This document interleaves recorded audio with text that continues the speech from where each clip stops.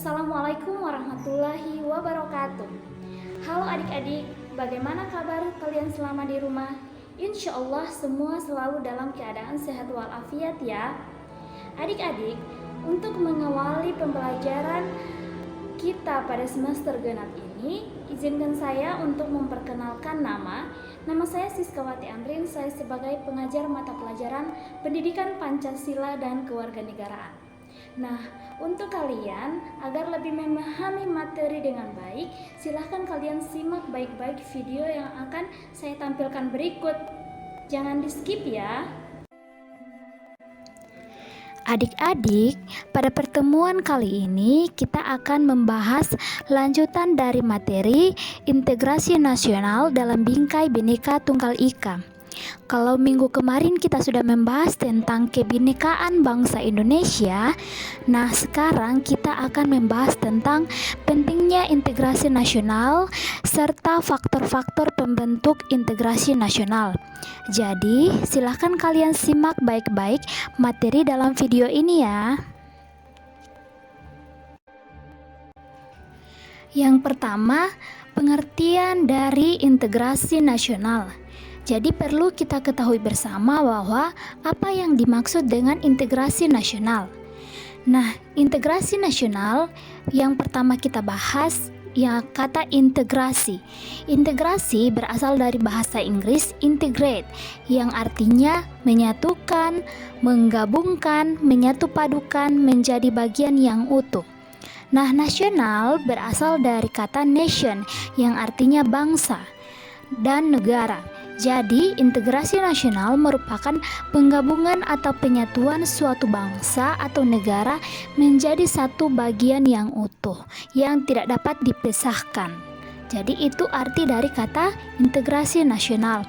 Nah, secara singkat bahwa integrasi adalah suatu penyatuan berbagai macam suku bangsa, berbagai macam agama, berbagai macam asal daerah, berbagai macam bahasa, itu yang dimaksud dengan integrasi nasional.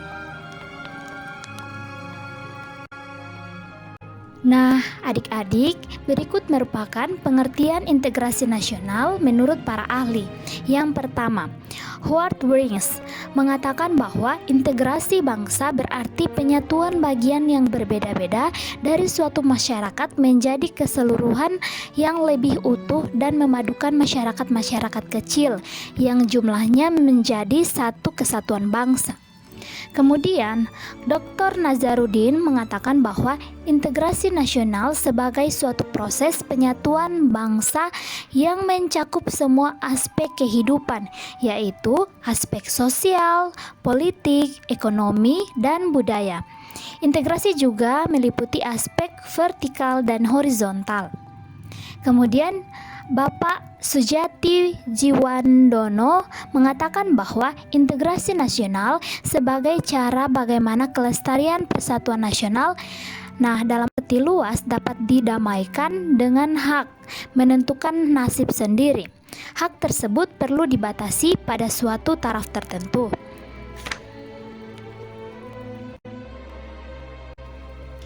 Syarat keberhasilan integrasi nasional. Yang pertama, di mana anggota-anggota masyarakat merasa bahwa mereka saling mengisi kebutuhan-kebutuhan antara yang satu dengan yang lainnya. Yang kedua, terciptanya kesepakatan atau yang dinamakan dengan konsensus, di mana kesepakatan tersebut mengenai norma-norma dan nilai sosial yang dilestarikan dan dijadikan pedoman. Contohnya seperti hukum adat di suatu daerah. Yang ketiga, norma-norma dan nilai sosial dijadikan aturan baku dalam melaksanakan proses integrasi nasional.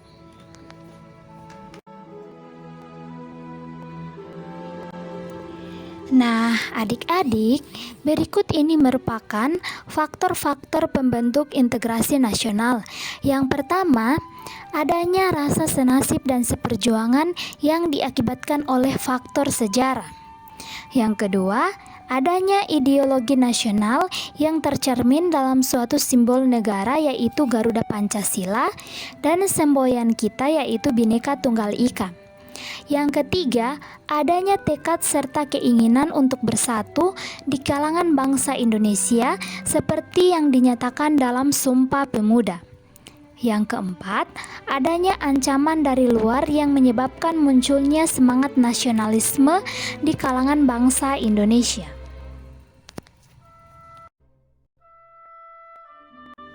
Nah, adik-adik, kalau tadi kita sudah membahas tentang faktor-faktor pendukung integrasi nasional, nah berikut ini merupakan faktor-faktor penghambat integrasi nasional.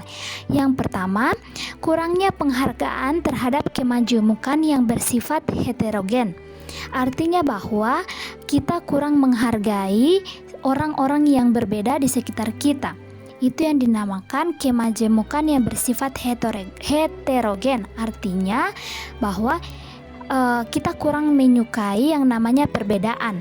Contohnya, kalau misalnya ada yang berbeda dengan kita, misalnya dari Papua, nah kita cenderung akan lebih memperhatikan dia atau bahkan tidak menyukainya.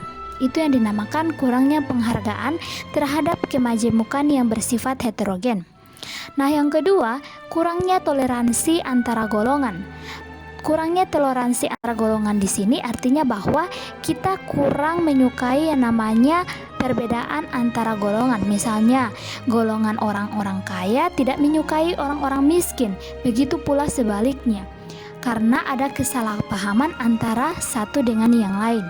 Yang ketiga, kurangnya kesadaran dari masyarakat terhadap ancaman atau gangguan dari luar. Maksudnya di sini bahwa masyarakat itu kurang menyadari bahwa negara kita ini banyak memiliki potensi ancaman dari luar.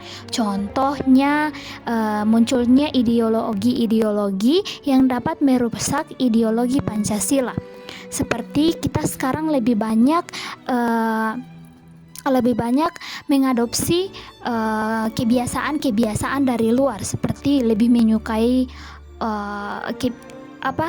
lebih menyukai gaya kebarat-baratan dibandingkan dengan gaya kita sendiri, yaitu gaya-gaya orang Indonesia.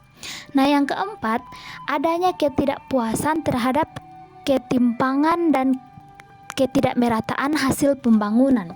Nah, yang menjadi faktornya itu yang keempat ini, maksudnya bahwa kita kurang menyukai yang namanya ketidakmerataan pembangunan. Terkadang pemerintah itu melakukan pembangunan infrastruktur di dalam satu daerah itu berbeda dengan daerah lain.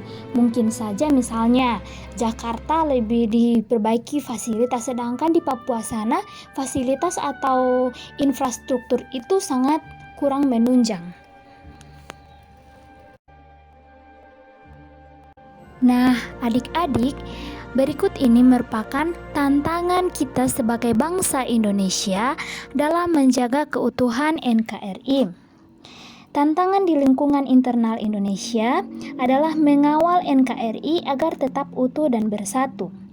Namun, di sisi lain, ancaman terhadap kedaulatan masih berpotensi, terutama yang berbentuk konflik perbatasan, pelanggaran wilayah, gangguan keamanan wilayah perbatasan, kegiatan penyeludupan senjata dan bahan peledak, masalah separatisme, pengawasan pulau-pulau kecil terluar, dan ancaman terorisme dalam negeri, dan sebagainya.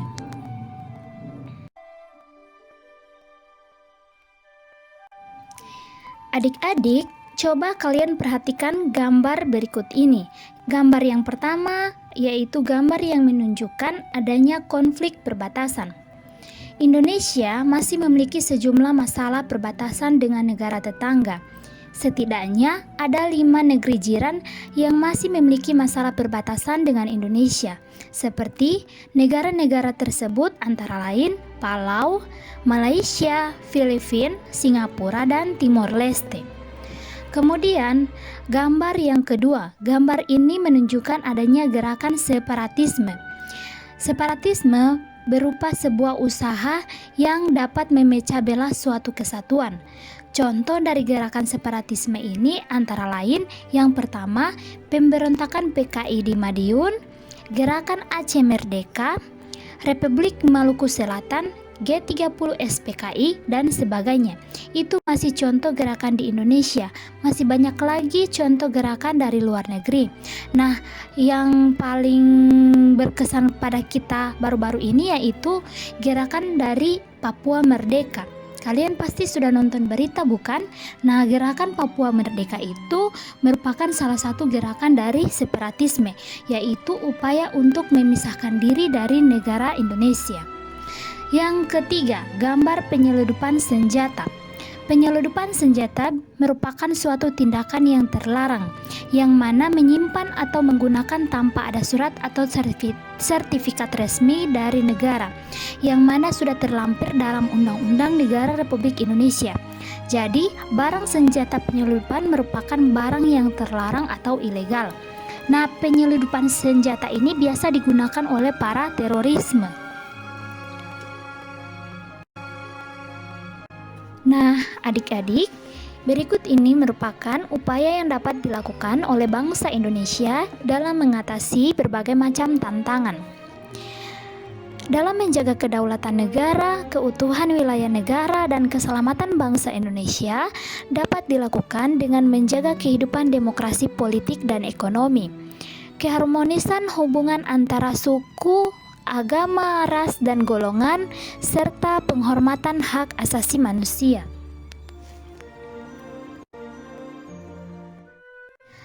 Selanjutnya, peran serta warga negara dalam menjaga persatuan dan kesatuan bangsa.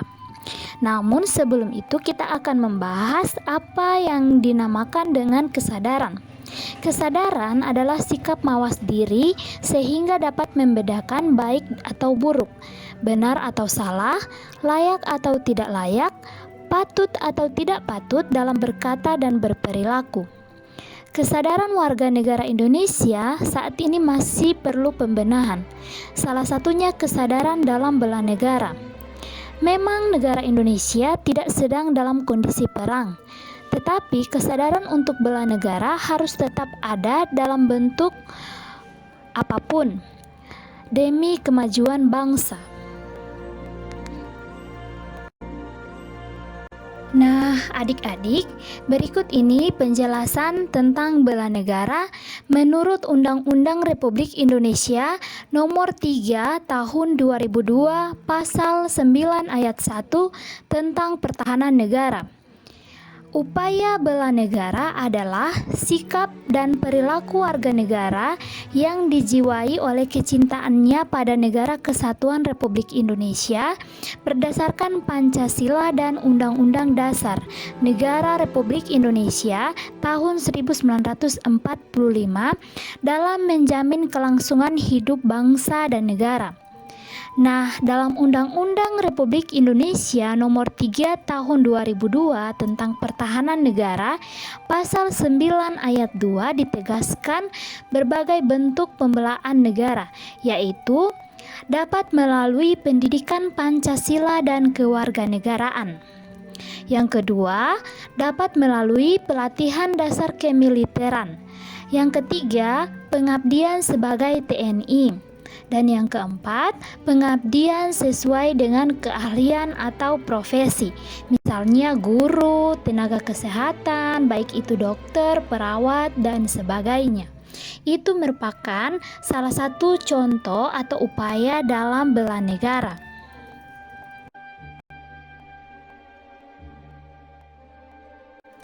Nah, adik-adik, untuk bab ini saya akan memberikan tugas, yaitu kalian carilah satu berita dari artikel atau berita dari TV ataupun YouTube tentang kasus yang pernah terjadi di Indonesia yang berhubungan dengan ancaman terhadap integrasi nasional.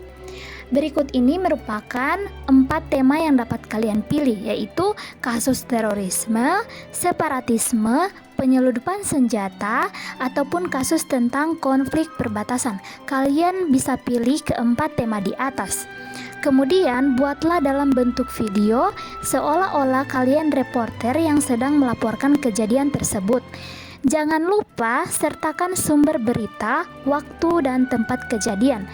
Untuk durasinya terserah. Oke?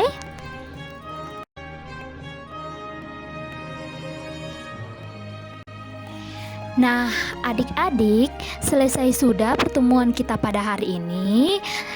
Semoga apa yang saya sampaikan dapat kalian pahami dengan baik. Insya Allah kita ketemu lagi di pekan depan. Assalamualaikum warahmatullahi wabarakatuh.